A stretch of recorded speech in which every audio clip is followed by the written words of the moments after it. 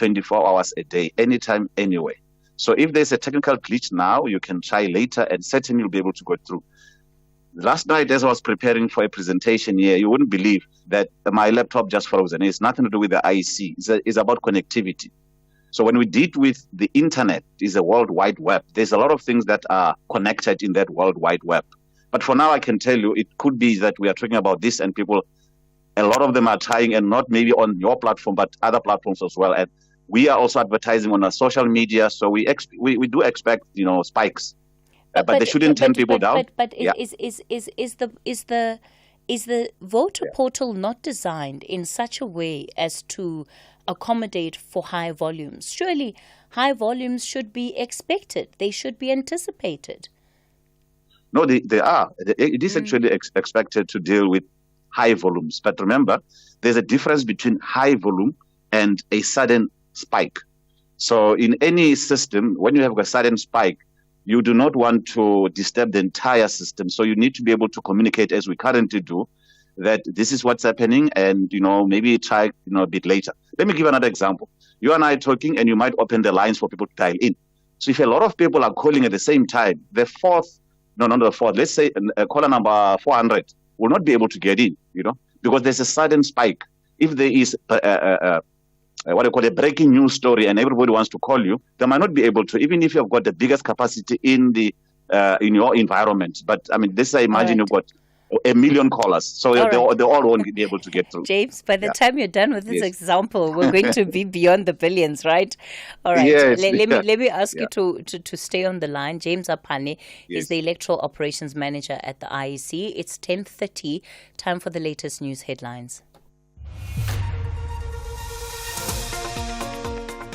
Thanks, Cathy. A very good morning. With the news headlines, the DA says it will appeal the judgment of the High Court in Pretoria in which the party's application to have the ANC's cadre deployment policy declared unconstitutional was dismissed.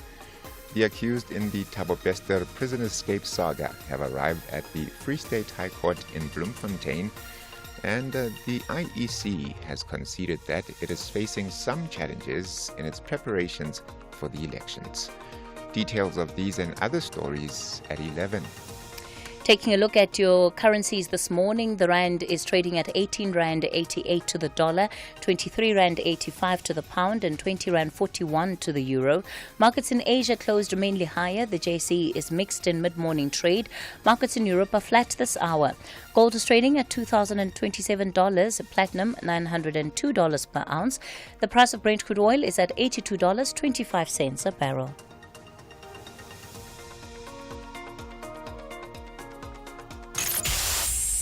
The Talking Point with Cathy Mohlahlana. Weekdays, 9 a.m. till midday. All right, we continue the conversation on the Talking Point. For our Citizens Corner today, we're understanding the voter portal and candidate nomination process. So, James, just a few things on the voter portal that have come through, and it's just questions from some of our listeners.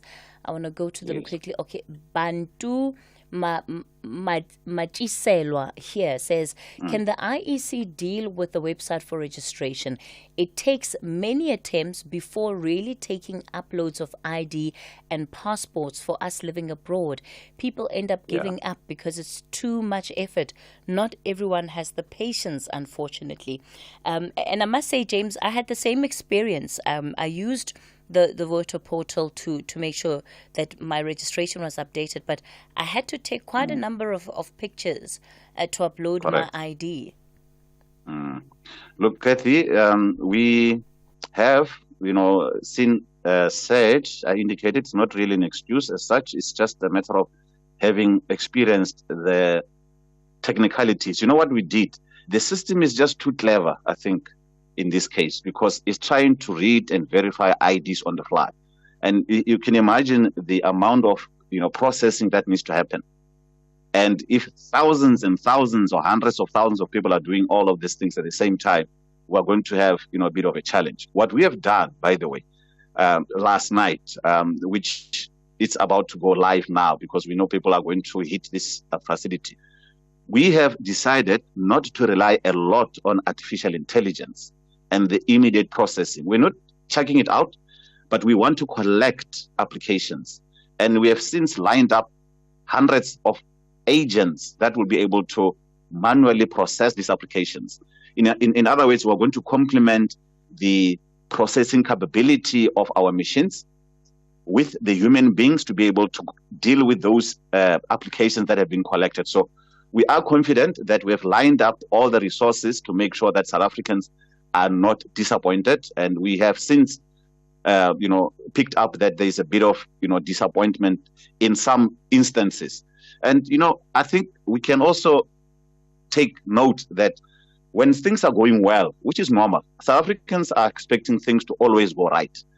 And one or two cases wherein things did not go right are the ones going to make headlines or be the ones that are talked about. And we accept it. And hence, we have done some interventions.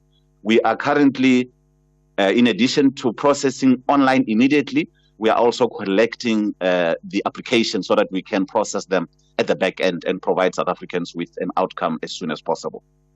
All right.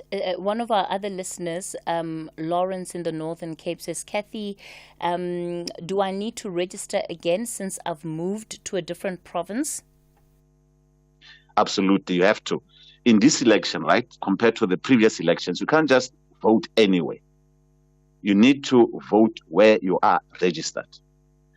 Otherwise, if you now know that on the 29th, you'll be in a different province than where you are ordinarily resident, you are going to have to, once the election is proclaimed, we're going to have a timetable and we'll tell you when to do that. You're going to notify the CEO of where you will be on that voting day, and then we'll be able to allow you to vote in that area. But in this case, if you have moved, you better go and update your details now. I've got another similar question. One of our listeners Yes. says, on the 29th of May, I will be in my birth province. So how do I get help? Because right now I'm in the Eastern Cape. On the 4th of February, I went to ask if it's possible to register. And the IEC officials told me that I should wait until the president announces the exact date of the vote. Yes, that IEC official was providing the correct advice. Now that the date has been announced, all of us now know where we will be, or most of us, let me rather put it this way. In this case, the voter will have to change the details of his or her registration to a location where he or she will be on voting day so that she can be able to participate in this election. If not, she's going to be told your name appears in a different segment of the voters' roll, and therefore you need to be able to vote in that segment of the voters' roll. So it is quite important that people are able to update their registration details now that the election date has been announced.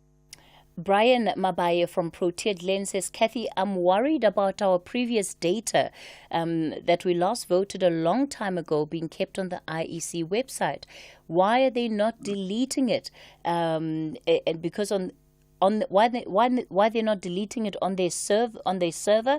Because they should be keeping the current information. Well, Cathy, some years back, we had a redacted segment of the voters' roll published on the website. But what happens in a website, as I said earlier, is a World Wide Web. For ease of access by members of the public and those that are using the internet is actually caching pages. So we did delete it on our site, but unfortunately it may be hanging there, and we would like the caller or the voter, our customer, to give us the details, and certainly we'll make sure that those that where they are not there at all. But it's part of a worldwide issue, World Wide Web issue, and we can certainly deal with it based on a specific detail. Let's talk about the registration of people that are outside of the country. So who qualifies to vote outside of the country? Well, each and everyone who has a South African ID, either a green barcoded ID, a temporary identification certificate, or a smart card, qualifies to register overseas with a passport. When it comes to voting, you will also be able to cast your vote overseas. So you just need to register yourself against that international segment of the voters roll. Additionally, you currently now know that you are on the domestic segment, and on the 29th you'll be overseas. And you do not want to take your name away from the domestic segment into the overseas registration segment. All you will need to do, again, once the proclamation is done, we will have a timetable and we'll tell you when to notify us where we will be on voting day overseas, and then we'll make it possible for you to vote. It's called a VEC-10 process. For those people that vote overseas, where do they vote and how are their votes handled? The people vote at those, what I call international voting stations. That's where people are registered. That's where we compile the voters roll. It's similar to the voting stations that we have in the country here, just that those ones are outside of the borders of South Africa. So the voting is going to be exactly the same as what happens here. But because, remember, they are not in the country, they're only going to get a national ballot.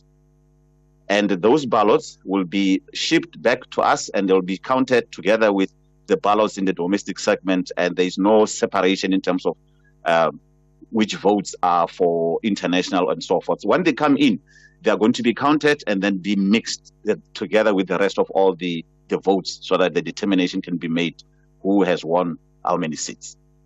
All right. So there's no online, so there's no electronic voting that takes place for those South Africans that are expats. Not yet, Cathy. We hope that will happen, in our lifetime. But currently, unfortunately, they also have to vote in person, like all of us, as we do here at home. And the integrity of those votes and that process. Because of course, when you have voting taking place locally, you've got party agents, you've got different representatives that are overseeing the process. What happens when that takes place abroad? That opportunity also exists. The voting that happens abroad is the same as what happens here. We make those opportunities available, and there are party agents in those voting stations, or they are invited to be part of the process, and either observers can also be accredited to be able to observe that process. Additionally, the procedure for voting abroad is similar to here. Once the voting stations has closed and has counted, the counts are done here, forgive me for that. So what we'll do, we'll be able to declare results for each of those international voting stations the same way we do with the local or domestic voting stations. In other words, we are going to fill in result slips. We're going to show what the outcome is for each of those voting stations. And everyone is welcome to take a picture and, as we said before, collate his or her own results in parallel, which is something that is discouraged in other countries. So in here, we allow you to do that, but ours follows a very strict process that includes, auditing processes, and we do scan results. Before the results are made public, we make sure that what is captured in the system is exactly as what has been written on a result slip. So the integrity of the process is of a high standard. Kaz in Durban says, my sister in Australia has registered but can't vote as it's an expensive trip across the country to the voting station. What happened to postal votes? Look, for each and every election, we go back to the drawing board and look at the rules. And this is where legislative amendments or review comes into place. So we hope that one day, yes, through legislative amendments, people can have another alternative means of voting. We do realize that it's not that easy when you are overseas and have to go across towns to go and cast your vote. But certainly, what should happen, which is now an opportunity, those that are going to Parliament, is their job to make it easy for people to have alternative means of voting in the near future. Another important question here is around truck drivers, and we received a call in the last couple of weeks as well, concerned about truck drivers and their voting, because often, they're on the road. Sometimes they don't even know where they will be on voting day, and that also affects their opportunity to vote. What can they do? They can, as soon as the VEC-10 is open, they are going to apply in terms of where, not VEC-10, we call it Section 24A. VEC-10, by the way, is the international notification. If you are going to be overseas, your details are on the domestic segment, and you are going to be overseas, you are going to notify us via a VEC-10 process. So the local truck driver is going to fill in a notification. It's also a notification, but it's a Section 24A notification. Now that the date is announced, we are called upon the people who are planning these trips together with the truck drivers to allow them to plan accordingly. Because, as I said before, the important thing was the date from which all of us can plan our lives. So they will definitely have an opportunity by filling in a Section 24A notification. The important thing, by the way, Cathy, is that as long as they are registered, sometimes people wake up in the last minute and want to do a Section 24A, but they've never been registered. So if you have never registered, a Section 24A, which is a notification domestically of where you will be on voting day, it will not be possible. So the sooner we get our names on the voters' roll before proclamation, the better. Then we've got opportunities in terms of what can happen in terms of us being able to participate in this election. Somebody else here, M from Neisner, wants to know, do you have to register every time it's voting season, or are you registered automatically? Well, you're not registered automatically. You need to register either in person at the voting station, at the IEC, or online. So it's not automatic. It's not like in other countries wherein it's actually mandatory. In South Africa, it's voluntary. It's up to you to get yourself registered. But it's in your best interest to actually get registered because you participate in a democracy. Now, once you are registered, the only condition that requires you to re-register is in case you have changed your address, then you may have to re-register. So, what I'm saying, the reason I'm saying that is if you change your address from one street to the next, you may find that you are still in the same voting district, in the same province, and therefore there's no need for you to re-register. But we encourage people to re-register in case in the future the boundaries change. That's another condition wherein you may want to make sure that your details is up to date. And by the way, the boundaries change for a reason, to accommodate voters. Remember, voting has to be as quick as possible. So if people over time register in big numbers at a voting station, we see the numbers are too big. We know that come voting day, we're going to have long queues, and we don't want people to be sitting on queues up until late at night. So for the next election, we review that voting district and we may subdivide it. So if it was 1,000 or 2,000 people, we're going to make it 50% cut, 1,000 this side and 1,000 that side, or vice versa. As in another scenario, it would be 500 this side, 500 that side, so that we can have people voting as quickly as possible. So yes, those conditions, in case you have moved yourself or the boundaries have changed to accommodate quicker voting times. All right, I'm going to take some calls that are coming through for you, James. Katlego in Tembisa, thank you for the update. Katlego says, good morning, says Cathy. Thanks to you and your visitor there. I have registered to vote online. It is successful, and I'm waiting for my application to be processed. Thank you for that update, Katlego. I'm glad that you've had a seamless process. Please, I know all of you, leave the debate on who you're going to vote for. Just leave it aside for now. Pick up the phone, go onto the IEC website, elections.org, register to vote, check your registration status, and make sure that it's good to go. Everything else we will debate for the next 3 months. Tandisa, you're in Matlosana. Good morning. Morning, Cathy. How are you? I'm well, thank you. Yes, and James said. Look, Cathy. Good morning. You see, IEC, they failed us. This issue of people who are appearing in a voting station A, and the person stay in that ward, and they say this person is not voting in that voting station A. He must go to maybe another station B. You see, how comes you stay in Ward 34 and then you appear in Ward 36? You must go and vote in Ward 36. And I'm not happy with James' response to you about this issue of people who are using tweets, because I don't know what security is talking about. Because we have 4 people who get 350, they can't even buy data or whatever. And he wants to register because he's disabled and others, they don't have money to put data.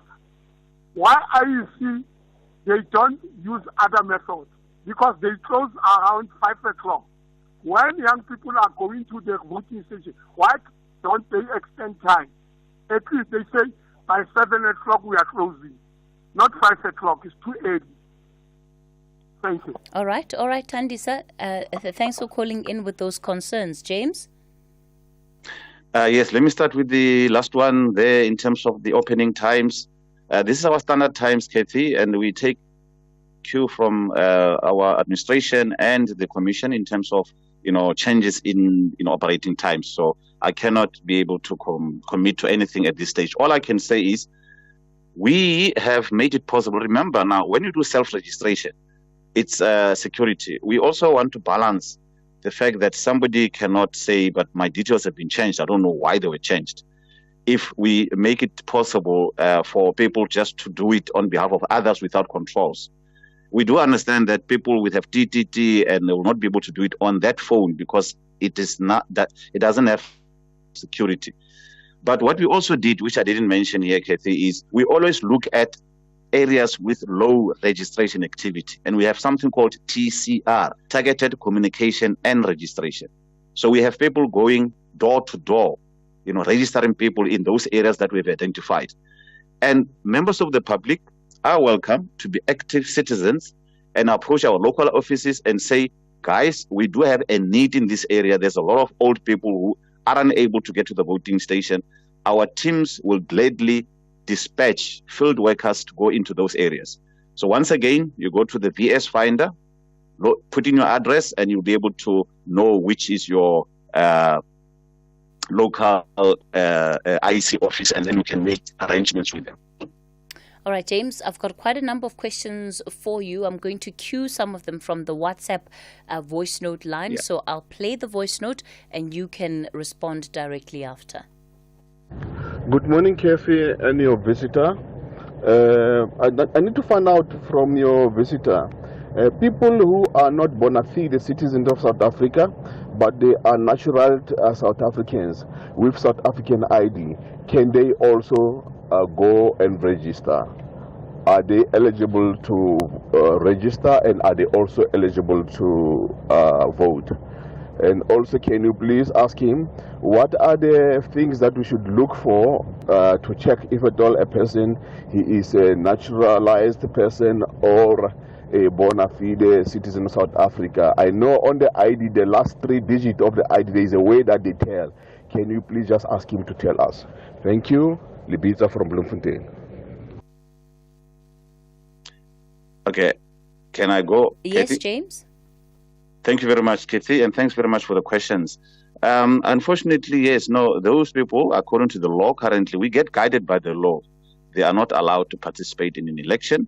And in terms of which digits to check, I do not have that with me. I also know which ones they are, but I'm not a Home Affairs specialist. So I can advise the caller to check on the website. It's easy, and it will tell you what is the difference between a South African ID versus a person who has been naturalized. But the bottom line is, currently the law does not allow them to participate in this election.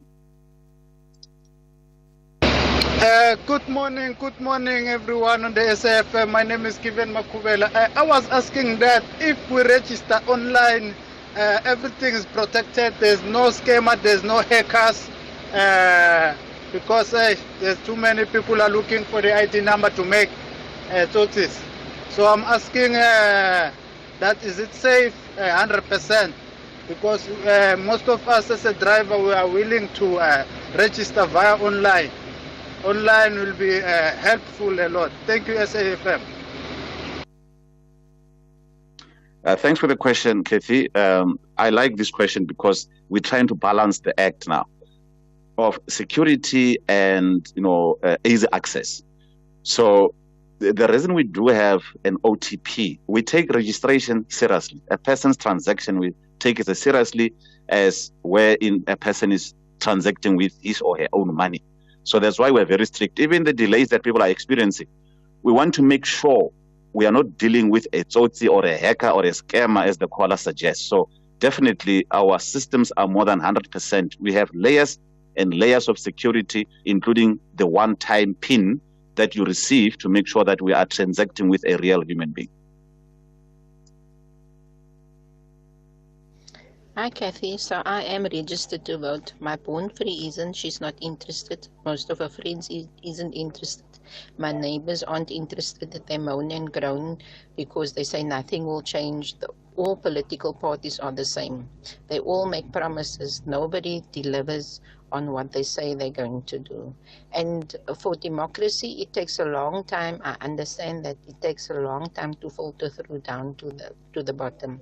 We have perfect policies, but the implementation is the problem. We don't have the money to implement and to provide for those who are living on the margins.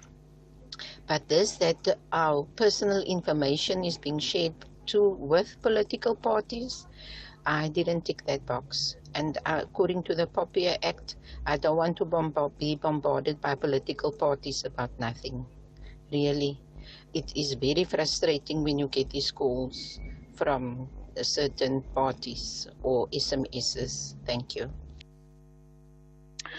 Quick one, Cathy. Let's start with the POPI Act. We also get those, by the way, as members of the IEC, and they can be annoying. But I must say there is an option to opt out. There is a legislation that deals with those. And that information is not necessarily from the IEC. The companies, not just political parties, are able to go get a database of potential customers and try to market directly. And there is rules in that aspect wherein a person can do register a do not contact me. In terms of the born free that is not interested and the neighbors that are not interested, it is sad because we as the IEC are making it possible for people to voice their unhappiness if people do feel that they're unhappy. How do we do it? We make it possible for you to register and participate in an election. So if you don't want to, you're actually excluding yourself in a process of democracy. You might not like the pace of things that are changing, but if you stand on the side when we as the IEC give you an opportunity to do so, it's actually sad, So we call upon everyone to participate in an election. We don't care who you vote for and what. Look, we know that people have got issues and people will always have issues, but what we're calling upon people to do is to do the right thing, which is to register and later on vote in this election. Hey, Cathy, this guy might have, should have, would have, could have, might have. I mean, this all goes with competency, no other explanation. I mean, there's Twitter. How many people are using Twitter? Like, there's Facebook, there's all these things, there's employee management systems. There's a lot of things. There's online voting for, the thing in South Africa, where you, the voice, whatever it is. I mean, I don't know what is his excuse. There's a lot it is the fact that they would have hired someone who doesn't know how to design the website and doesn't have proper controls for that website. There's a whole process for system development. It's a system development cycle that should be followed. It ensures that all those bugs are picked up and are addressed and all of that.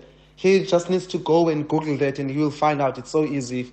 If he speaks with someone who does IT, they will tell you how they follow all that process to ensure all of these excuses that he has are not relevant. Thank you. Okay, thanks, Cathy. Thanks for the question, my brother. You are picking up excuses. I'm just giving you the facts as they are. So when you have a very big system that needs to deal with millions and millions of transactions at a short space of time, it can bring one of the biggest systems down as well. So we, by the way, I'm in operations, but I was in IT for a number of years. I know all of these things that you're talking about. So I do appreciate your criticism, and we accept all types of criticism, both negative and positive. But I can assure you that we did all we can on the professional level to make sure the system performs at its best. What we're saying is we're calling people, talking about voice, voting, and all those things. It's not up to us to change the law. Remember, we operate within the framework of the law. And the law currently does not allow people to vote in any other way rather than coming to a voting station in person. We have, by the way, made some studies, and we approached Parliament and asked for an opportunity to pilot some of the innovations that we have. And the IEC is one of the key innovative organizations in the country. But the country is not ready. So we were told that, no, it's not possible now. So we don't make up the laws. But I do accept the fact that, each and every person see things differently, and you see a lot of excuses when I think I'm just putting raw facts and the truth, for everyone to appreciate.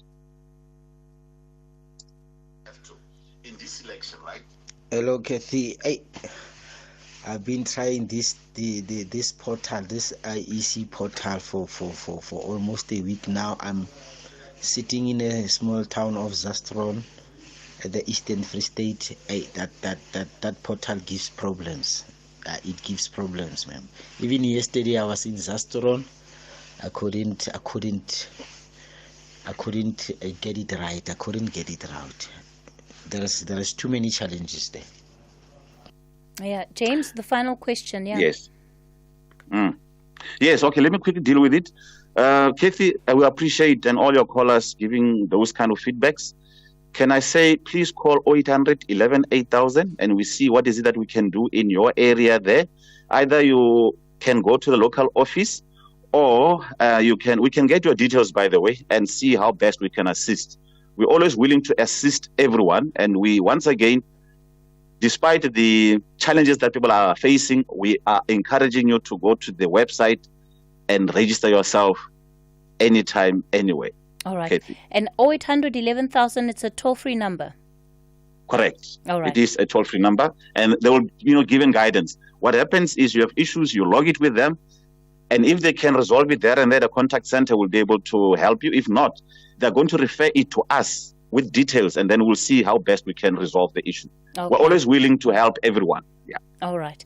0800 11,000 is the number to 8,000. 11 8,000. Sorry, Cathy. 0800 11 8,000. Apologies. No, then it's too many numbers, James. Okay, 0800 11 8000, James says, is the number. I'm going to have to verify that, but it's time now for the latest news update. We'll continue in a moment. Independent and impartial.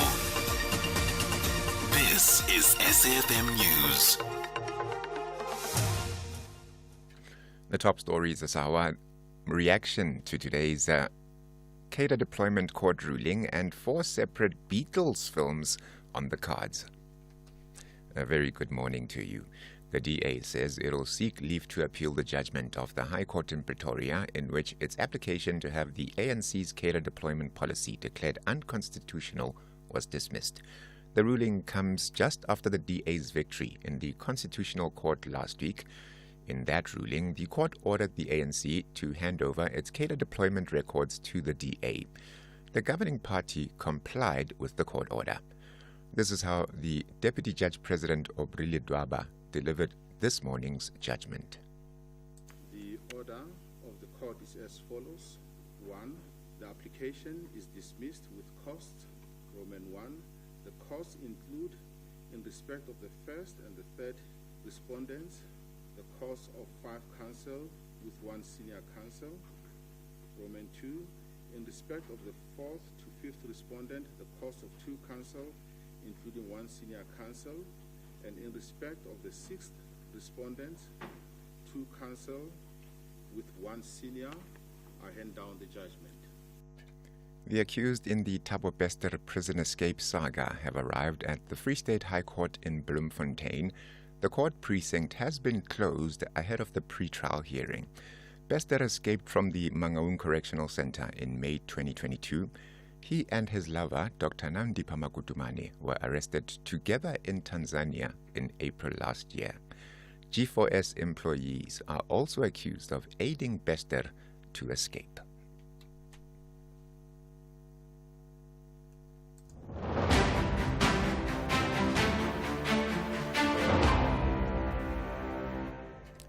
Election news now. The IEC has conceded that it is facing some challenges in its preparations for the elections. President Cyril Ramaphosa yesterday announced that May the 29th would be the date for the national and provincial polls. The IEC says there are more than 27.4 million people on the voters' roll. Chief Electoral Officer Saima Mabolo explains the challenges. One of the biggest components is the ballot paper. As I speak to you now, I'm not certain how many political parties are going to be contesting and how many independents are going to make it, and therefore what size of ballot paper we're going to be using. It may well be that we are in the region of a 2-column ballot. It may well be that we are in the region of a dual-page ballot. This information is our biggest problem today. It wasn't as big a problem 10 years ago, and it has increased complexity. The bodies of the SANDF members who were killed in the east of the DRC will arrive at the Waterkloof military base in Pretoria this afternoon. The soldiers were killed when their base was attacked. Ditaba Tsotetsi has more. The two soldiers, Captain Simon Mkhulu Bobe and Corporal Ivan Tabang Simono, lost their lives as a result of a mortar bomb that landed at their military base. The Minister of Defense, Thandi Modise, and the officials from the Department of Defense will hand over the mortal remains to the families of these soldiers. Fighting has intensified between the M23 rebels and the government forces in the eastern part of the DRC. Ditaba Tsotetsi, SABC News, Johannesburg. And the Oscar-winning director Sir Sam Mendes is to make 4 separate films about the Beatles, one from each band member's perspective. This is the first time that Sir Paul McCartney, Ringo Starr, and the families of John Lennon and George Harrison have all granted permission and music rights for the 4 films. The executive director of Variety magazine, Brent Lang, says the decision to make the films comes with risks. If you make one film and it fails, then you have 3 more films that you need to release. So that's why studios tend to not get too far ahead of themselves when they're coming to some kind of franchise. And the budgets are going to be pretty expensive just in terms of licensing the music alone. The top story at 11 o'clock, the DA says it'll seek leave to appeal the judgment of the High Court in Pretoria, in which its application to have the ANC's cadre deployment policy declared unconstitutional was dismissed. For SAFM News, Kemudupi Makhalemele. SAFM 104 to 107 nationwide, leading the conversation. The Market Update, Monday to Thursday, 6 to 7 p.m. Want to stay ahead of the financial game? Join us tonight from 6 to 7 p.m. for an insightful journey through the day's market developments, financial updates, and investment news. Tune in for your daily dose of financial intelligence as we navigate the twists and turns of the financial landscape with expert insights. Only on the SAFM Market Update. SAFM Market Update with Jimmy Muyaha.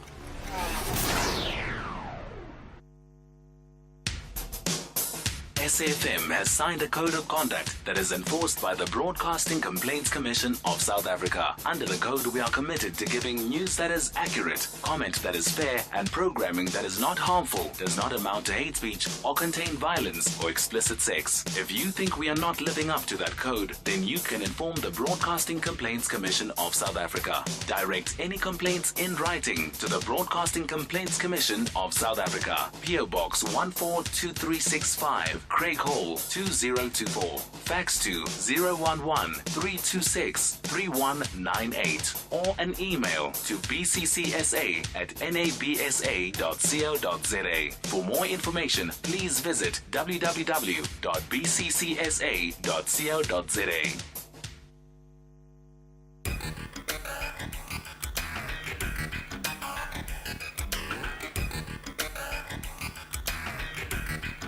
The Talking Point with Cathy Mohlahlana. Weekdays, 9 a.m. till midday.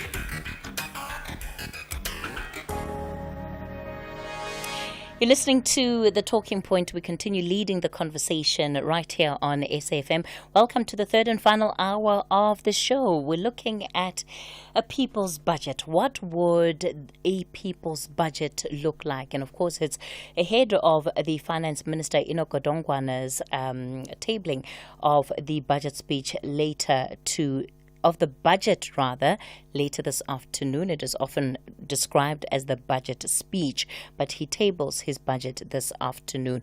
So when we, as the citizens and residents of this country, think about what needs to go into a budget, what I often see is that what we prioritize versus what is often prioritized in the budget, those two, don't always reflect the same things, which is why I thought it will be important for us to say, well, what is actually what we want to see in the budget? And if we were given that opportunity, what would our budget, what would the people's budget actually contain? What would be in it, especially when it comes to addressing concerns in our society?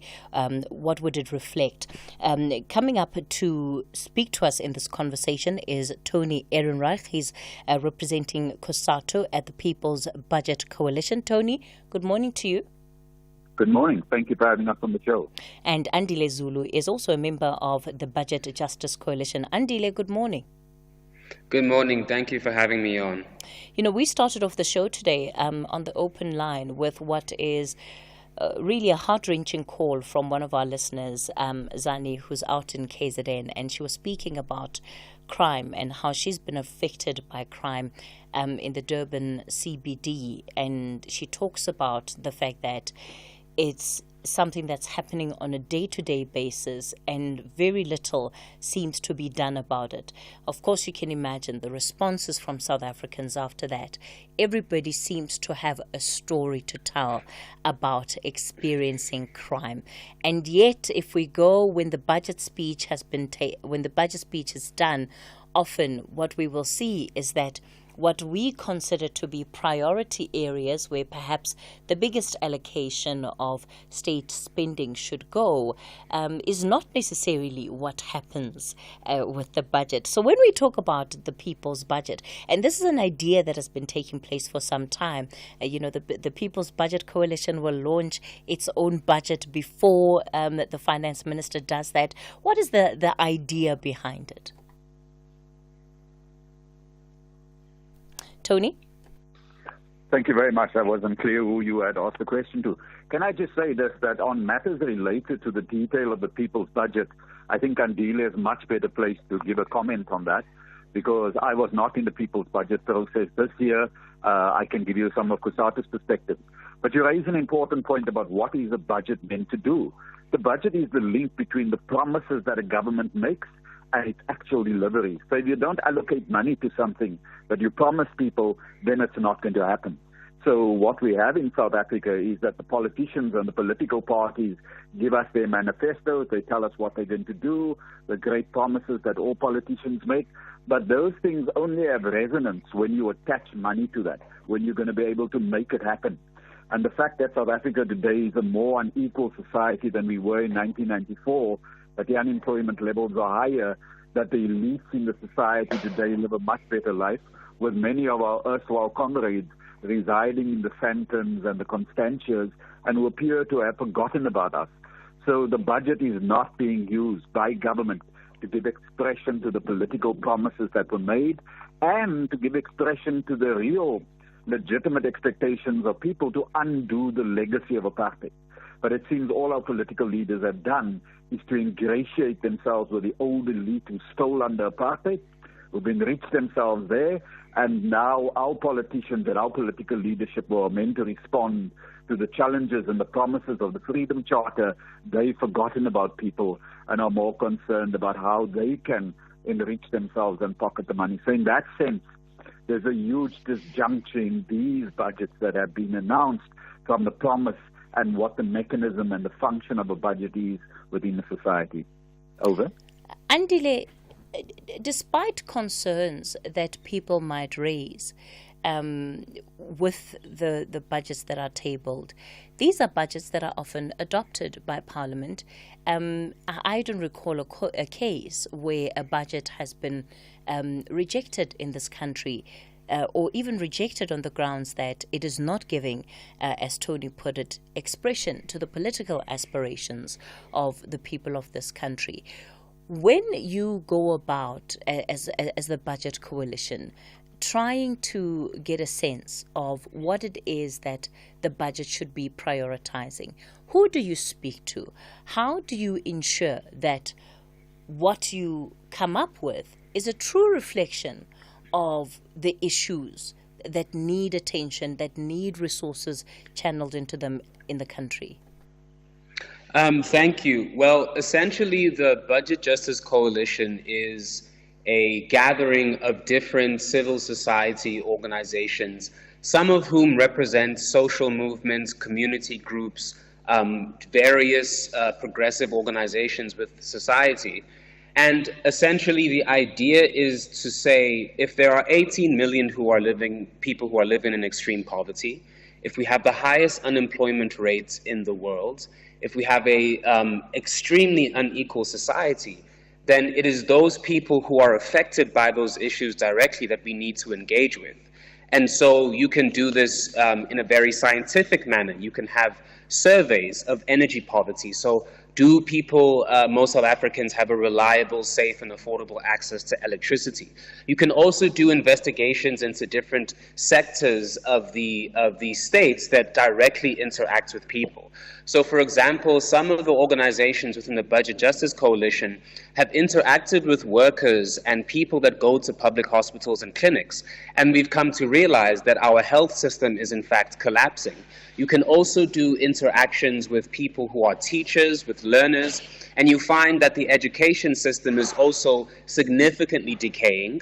Many teachers are overworked, many schools are understaffed and under-resourced.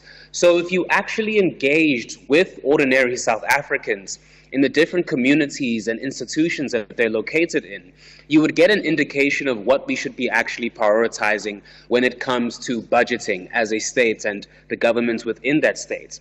But unfortunately, as Tony alluded to, our politicians have their own narrow concerns in terms of their own self-enrichment. But really what drives the gap between the reality that South Africans face and the way in which National Treasury budgets is the fact that National Treasury is first gripped by what we think is an incorrect macroeconomic framework that does not suit South Africa's needs. But secondly, they are driven by a priority to satisfy creditors who they rely on for getting loans, but also to satisfy international finance and multinational corporations. Once again, because in the perspective of Treasury, just looking at their budgets in the past several years, they are under an illusion that we need to prioritize the interests of the market, the interests of multinational corporations, and the interests of creditors as a mechanism to grow the economy. We as the Budget Justice Coalition, based on research that we've been doing for years, demonstrate that South Africa desperately needs some sort of macroeconomic framework that prioritizes socioeconomic development, dealing with healthcare, education, public infrastructure, but we also need a new plan for growing the economy. We need a new industrialization program. And unfortunately, for the reasons that we've highlighted, National Treasury and the government at large doesn't seem to prioritize the needs of most South Africans because, again, they have different interests, but also they have a different ideological framework for understanding how the budgeting process should unfold and what should be prioritized. And that, of course, has been a matter that has really resulted in an ongoing debate, right, Andile, of what the approach to budgeting in this country should be. What we've seen over the last couple of years are budgets that have been tabled and approved that are described as austerity budgets. The National Treasury, of course, rejects this idea and notion of an austerity budget. But the reality that we're sitting with is that we are watching declining spending across services. So whether it's social spending, we're talking health, we're talking education, and other services. But the difficulty, of course, for this year is that we are now at a point where, when you look at something like the NHI, government is really pushing that the NHI not only goes through but is implemented within the next financial year. There's uncertainty around the financing models of the NHI. What kind of pressure is that going to put on the budget and the policy, of course, that government also has to be implementing, at least the government that is in place today? Tony? Well, sorry. Or rather, apologies. Andile, you can go for it, and Tony will come in after. Oh, thank you. Well, it's quite true. We must be very direct and clear to define what the National Treasury has been pursuing for the past several years as austerity measures. The National Treasury is under the illusion, we think, that they have too much debt, the economy has stagnated, and so the only solution to solving that deficit, that crisis of debt supposedly, is by cutting expenditure. But you cannot cut expenditure towards public services and goods when you have a country where millions of people, literally half the population, lives in poverty. The other 18 million live in extreme poverty. You have the highest rates of unemployment in the world. You have a decay of SOEs that are critical towards the country functioning. It is extremely counterintuitive to then say that we are going to incapacitate the states, essentially, by limiting or cutting spending in a time when there are more people who need education, and there are more people who need healthcare, and there are more people who need quality food and electricity. So there's that, firstly. The National Treasury is approaching our problem of economic stagnation and government spending completely incorrectly for a country like South Africa. And so then in terms of things like the NHI, if you have created a state that is losing its capacity to supply even the most basic of services, where we are now in a situation where the healthcare system is collapsing, where we have a situation where many nurses and doctors and people within the public health sector are overworked and under-resourced, it is completely counterintuitive to then say that you're going to be able to have the capacity and the resources to implement a national health insurance program. Now, I want to be very clear that I do think South Africa needs universal health care, but it cannot happen underneath a regime of austerity. If the state was serious about implementing national health care, they would do everything within their power to mobilize resources progressively, for example, by taxing wealth, by increasing corporate income tax, by stopping illicit financial flows and tax evasion, by investing in infrastructure through public funds and not borrowing money from the International Monetary Fund and the World Bank. So what I'm saying essentially that in order to implement the measures that we need, like universal education, like universal healthcare, you need to build a capable and resourced and focused and determined state. Unfortunately, this isn't the state that we currently have. So we're in a difficult situation where years of austerity combined with systemic corruption have withered the capacity of the states.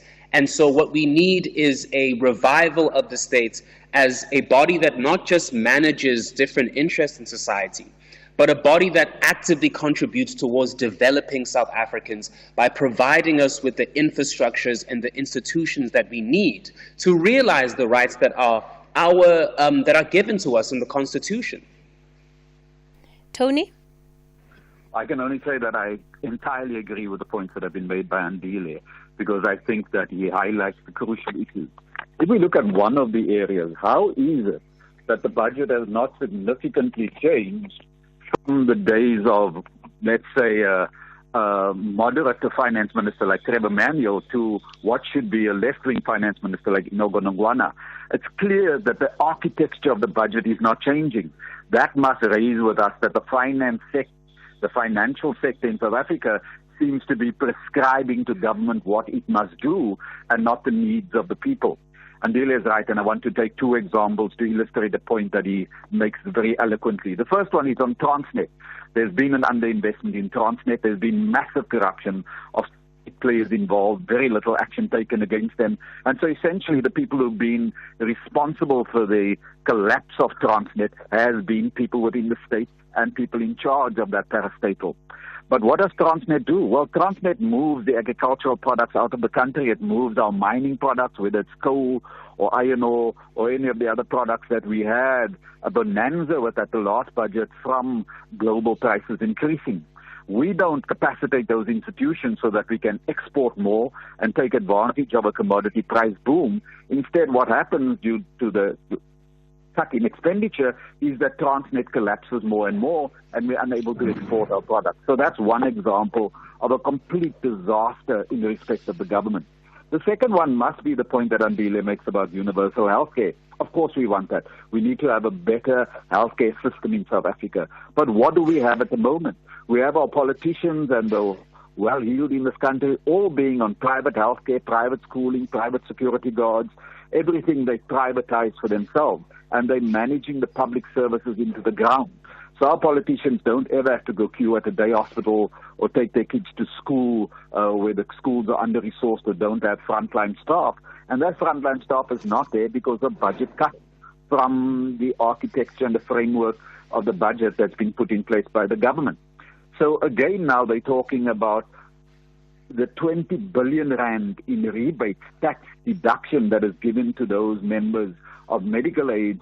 That's been on the cards for the last 5 years, that we've got to recoup that money, we've got to put it in the public health service, but the government doesn't touch that. And in part of the reason why they don't, because they benefit from it, and the cronies who they have their dinner parties with also benefit from it. So the point that we must ask ourselves, which is the point that Jan Dili asking, is this government and this budget responding to the challenges that we have? We see some green shoots. We see some examples. For example, the 200-odd billion rand that's been put into Eskom to make sure that the security of energy supply is going to boost economic development and growth and get people into employment and get the economy going. But there's not significant enough steps that are taken. So here and there's signs of a schizophrenic government doing one thing on the one hand, but then completely contradicting it on the other. I agree, we've got to start with what our society needs. We've got to do an assessment of who has what in the society. Because the well-heeled, if they must choose between the 2024 model Mercedes or the 2023 model Mercedes, that's the extent of the inconvenience of a budget that doesn't serve their needs. We've got to respond to ensuring that the budget speaks to the needs of the majority of poor people in this country who've been let down by the system of apartheid and now by a democratic government that's unwilling or incapable of directing the resources to undo the legacy of apartheid and putting our country on a growth trajectory that benefits everybody. Over. Sure. Tony, thanks for that contribution. I want to quickly take Mlu, who's out in Durban. Mlu, the People's Budget. Good morning.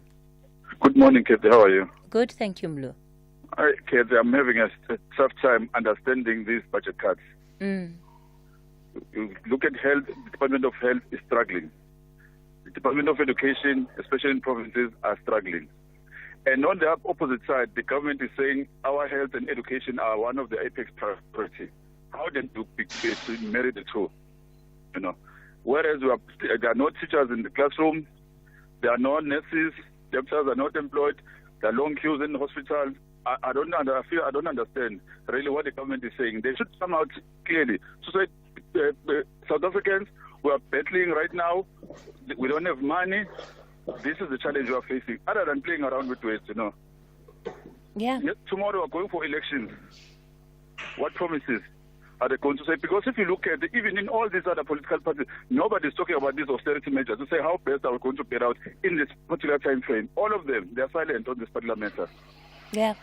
Mlu, thanks for that call and contribution out in Durban. And you raise an important point about opposition parties, right? Because again, when it comes to the debates on the budget, which the finance minister is tabling, I don't recall an instance where we have seen political parties withdraw their support for the budget, at least to the extent that they don't vote in favor of it once it is tabled in Parliament. Andile, what do you think can be done to show that, in fact, there is some level of commitment to making this budget more people-friendly, to making it a budget that is fit for purpose to meet the needs of South Africans where we are today? Well, I think firstly we just have to accept the severity of the crises that we are in. So I think because, as Tony mentioned, many of our politicians are distanced from the reality that South Africans live in. They don't have to experience load shedding. They can experience private healthcare. They can experience private education. We should accept the fact that the country is in a moment of crisis, a profound crisis. The hunger in the Eastern Cape is so severe in some parts that people are resorting to eating cats and dogs. And when you have that kind of crisis with no immediate intervention, you risk social explosion and not necessarily uprising, but just sort of an explosion of people's rage, which can lead to instability. So we have to accept how severe things are, and we have to review our macroeconomic strategy as it relates to budgeting especially, to say that what have we been doing wrong, and where have we not mobilized resources? So just as an example, the National Treasury was creating the illusion last year especially that we had reached some sort of fiscal crisis. And now, of course, there are issues with government's expenditure, but they are not so severe that they can justify these austerity measures. And in fact, there are many resources available to the government that they just simply choose not to unlock because it would be politically incorrect to the creditors, the international financiers, and the multinational corporations that Treasury is trying to appease. For example, South Africa is the most unequal country in the world. There are 3 individuals, billionaires, who own as much wealth as the bottom 50% of the population. There is about 100 million rands of illicit financial flows that was lost last year due to tax evasion and profit shifting, right? So there are resources available to us. How is it that we can have the most high rates of inequality and we don't have a wealth tax? We don't have a tax on the rich. We have, for example, also seen a significant decline over the years in how much we tax corporations as well.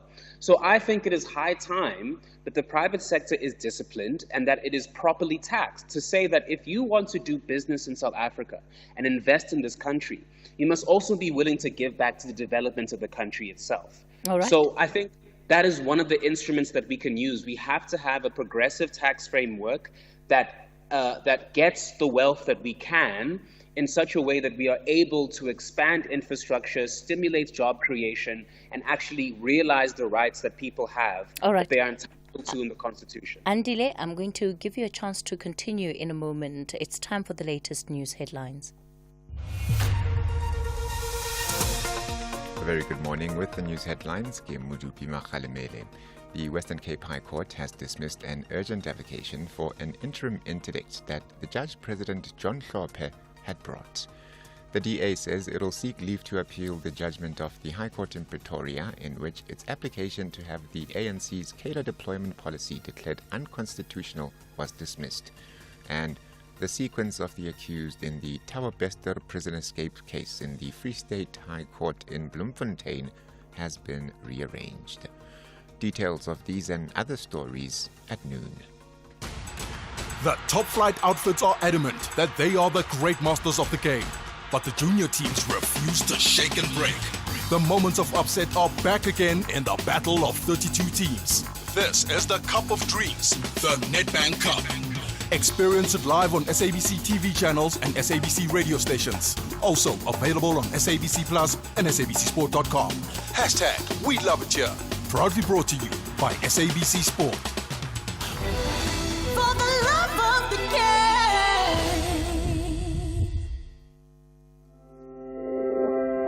The Free State Provincial Government, under the leadership of Premier Mxolisi Dukwana, will host the much-anticipated Free State Investment Conference. The conference seeks to promote the province as an investment destination through showcasing strategic investment projects. Do join us on the 27th of February 2024 at the University of the Free State's main campus in Bloemfontein. The Free State Provincial Government, harnessing partnerships, stimulating growth and development through investment. SAFM values your views. Be an active citizen. Hi, Cathy and the listeners. You know, when I hear about these budget cuts from our government, I always ask myself, have they ever cut their opulent spending? Example, vehicles. I was at King Shaka International Airport on Monday. I saw about 15 cars, luxury German cars, with a lot of people wearing black suits going there to pick up one person, Deputy President Paul Mashatile. Yo, this is crazy, I promise you. And it's perhaps one of the areas of disparity that we've seen in the budget, particularly in the last year, Tony, that while we've had a reduction to spending that goes into, let's say, resourcing and capacitating the police, VIP protection has not suffered such reductions. In fact, it has seen an increase in the amount of resources that have been channeled into it. In fact, I think in 2023, the financial year, the spending was 3.4 billion rand on mobile and static VIP protection, which included 1.7 billion on mobile VIP protection. Meanwhile, you've got 2.25 billion rather, that's allocated towards the Hawks. So you do have this very great disparity, even on something like crime fighting. You're absolutely right, and that's why we have a crisis of crime in our country. I mean, the levels of corruption just in all walks of society is totally ridiculous. But it is that way because criminals know that their chances of getting caught is probably less than 10%, because there's just such a lack of capacity in the police services and in the prosecutorial services.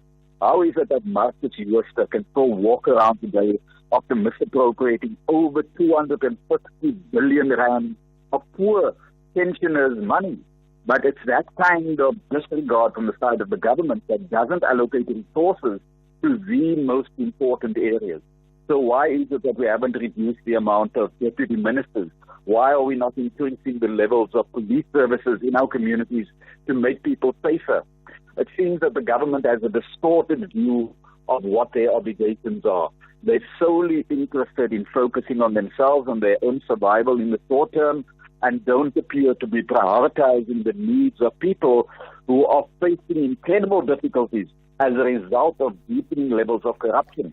And I just want to point out to you, we know where the corruption is. It's partly in state officials, it's partly with political leadership across all of the parties, I might say. And then we've seen it in some unions and we've seen it in some NGOs. But the extent of corruption in business, which we give fancy names for like collusion and other things, has meant that poor people's lives have become even more difficult because the elites want to not only take the excesses that they have, but now want to loot the areas that are meant to serve the needs of the majority of the population. So it's a question of what the political will is, what the political commitment is from the political leadership, and whether they want to execute that. If you're not allocating the funds to the programs, the great programs, I must say, that we have in government and that we have as political parties, but if you're not doing anything to implement those measures, then you're busy with the grand deception of our people. Any plans without budget allocating to give effect to it is just empty promises.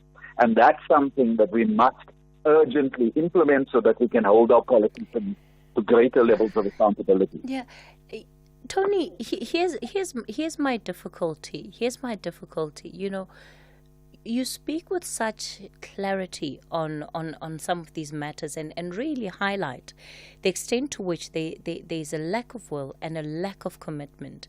But the reality is, without holding politicians accountable, the same behavior is enabled. So something as simple as the size of the cabinet, it's an issue that has been raised time and time again. Instead, what we see is not a decrease in cabinet, we see an increase in cabinet. We probably have the highest number of ministers, but especially deputy ministers. We hardly ever see them. We don't even know who some of them are. not because they're not publicized, but because they do so little that as the public we just don't know who they are. And this is allowed to happen. The tripartite alliance has also allowed this to happen. I think you're absolutely right that we all have a level of responsibility to the dysfunction in our society, and we've allowed political leadership to act in the way that they do. One of the first statements that President Ramaphosa made to us was that he was going to reduce the size of the cabinet. That has not happened, and as you correctly point out, size of the cabinet increased. Now, if there's more outcomes because people are doing more work, we may take some comfort from that. But the reality is that deputy ministers can't even replace or stand in for ministers. That's why you get other ministers acting in positions when ministers are out of the country. But that's the absurdity. So that's got to be addressed urgently. We are too soft. And our problem is that we have, and I'm talking to SASO, we have a difficulty with many of the positions taken by the ANC in respect of implementing the policies that we've agreed to as an alliance, such as the bedrock of the Freedom Charter, was effectively the liberation promise, that those measures are not being implemented and we're not holding the politicians accountable enough. And it's no longer acceptable to say, well, our fear is that the reactionary parties who benefited from apartheid and really just want the system reinstated that lets their unfettered looting of the South African economy continue as it had under the National Party. We can't let that fear be holding us to a point where we now just support anything the governing party does because we're scared of the old apartheid promoters coming back into power. We must ensure that we raise our own expectations. We must demand more from our government, and we must hold them to a greater level of accountability. That's both in the electoral processes, but also in the political processes, whether this is in the alliance or within our organizations. We are an organization of poor people. It seems that we're no longer serving the ambitions and the desires of poor people and the desperate circumstances poor people find themselves in. We're serving the interest of the elite, whether it's the new black elite created by the ANC or the old white elite that continues to control and dominate the wealth of South African society and keep it away from real transformation. But that is the hard question that we've got to confront the governing party with, and we've got to make sure it is institutionalized into the way government operates, and the budget is the most important tool that the government has to give expression to its electoral promise. Let me go to Ruwerport. Musibiadi, good morning. Morning, ma'am. How are you? I'm good, thank you. Okay, I just want to add to what all the listeners they said, the people they've commented, that I am saying if they were really in bad, they wanted to cut the budget. Put it simply, they were supposed to first think about changing names to an unnecessary expenditure. If you are tied up with your budget, you start cutting off unnecessary expenditure. Changing names is not important because they should prioritize. They should prioritize. They should prioritize. So you cannot just spend money recklessly. You're starting to look at the needy, the important things. Like the doctors are roaming around, but the money to go to Cape Town, they do have to go and spend. They should have done it you must start to cut unnecessary expenditure. That money was flushed to the doctors. They mustn't go overseas. So they've cut the budget for the students. Some of the things they were not financed. That money does be used to develop them, to skill development, to get them to know the businesses. So not every student is a working class. Some, they are entrepreneurs. They need to be covered with that money. So even themselves, they must start to look at the unnecessary cars. They are using the petrol and everything. Despite the money they are using recklessly. So there's a lot they need to look at. All right. So according to me, it's not... Cyril, I'm disillusioned about Cyril. I trusted him. I don't know if maybe or he's been sabotaged also, but I'm disillusioned. He's an economist. And the other thing I need to consider, let them call Becky back. Becky was the economist, to come and redirect them because of the things they are lost. They must just take the attitude out. Attitude doesn't work in business. They must just start to respect him, to respect one another, and take Becky out to come and redirect them to the economy. And they must listen to him. They must listen to one another. That's what I can say for now. I mean, we're drowning as a country. Thanks, All right. Cathy. All right, Musibiadi. Thanks for that view. She's out in Roodepoort. Here's Mauve. What do you have to say? Hi, Cathy. I just want to comment about the story of the finances and budget speech, etc., etc. My heart breaks to see all the people in South Africa that are battling, that don't have food, the children go hungry. But not to bring back the apartheid, but back in the day, they had their own homes, they had transport, they had jobs, they had decent clinics and decent hospitals, and so forth. And they were much better off then than what they are now, because all this government doing is stealing from everybody, and I think it's a shame. It is a shame, and it is disgusting. And Yes, it's Cathy.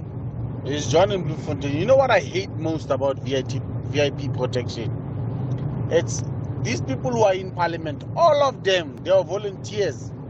A majority of them are volunteers. Now all of a sudden they are scared of us. Even now you will see them running around here, going door to door, asking for us to vote for them. All of a sudden when they are in power, they are in VIP protection, they are scared of us. They are scared because they don't deliver on the promises they made to us when they came to us to ask for votes. That's why they are scared. They have to pay billions of rands, whereas that money can be channeled to creating jobs for South Africans. But no, the ANC government does not do that. But hey, we have a date on the 29th of May. We shall meet in the ballot box to vote you out. All right. Andile, let me give you your final word here. Thank you. I think what's very important to understand is that, yes, there is an issue with irregular expenditure. There is an issue with things like a VIP protection. But the fundamental problem that we have is of economic stagnation. The government has failed to sustainably grow the economy. And that is the roots of systemic unemployment, of widespread poverty, and austerity is the wrong medicine. These budget cuts are the wrong medicine for the current crisis that we face. What we need urgently are two things. First, we need urgent intervention to support South Africans who are in crisis. So you need things like a basic income grant. You need to extend and improve the social relief distress grants. You need to extend and improve child support. But then beyond that, you must limit budget cuts, and you need to put the country on a new path of economic growth that is led by the states. We do not think that the private sector and the free market have all the solutions to our problems.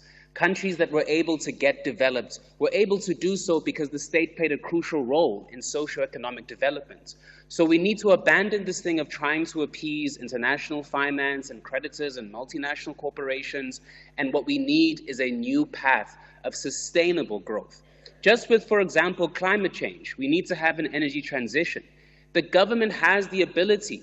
If it had proper financing and coordination and planning, it could potentially create millions of climate jobs that would put us on a path of confronting climate change while also putting us on a path of eradicating unemployment and poverty. So what we need is a budget that centers the needs of people first, that does not put profits before people, that does not put creditors before people, that does not put politicians before people, but puts South Africans at the heart of it and urgently responds to their needs, or else we are going to have a crisis of social implosion.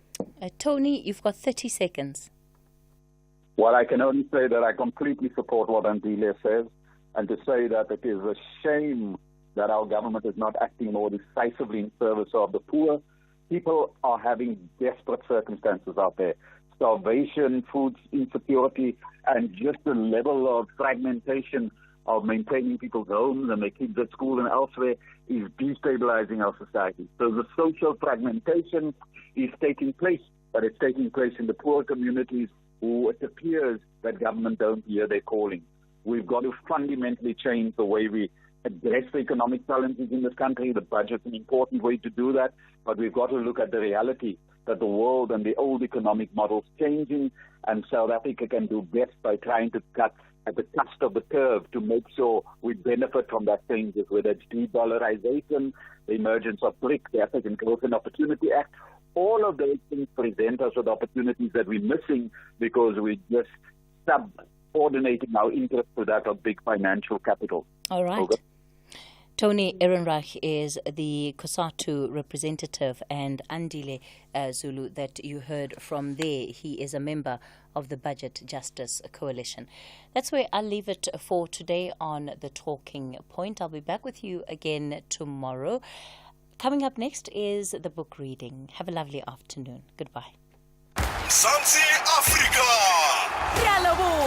Siyabulela nangomso. Thank you for witnessing the Africa Cup of Nations Côte d'Ivoire 2023 in your language of choice on SABC radio stations, digital platforms, and SABC TV channels. Big ups to McDonald's for being on board. Your magnificent and heartwarming support gave millions of South Africans a spectacular and exhilarating experience during AFCON. Asibonge.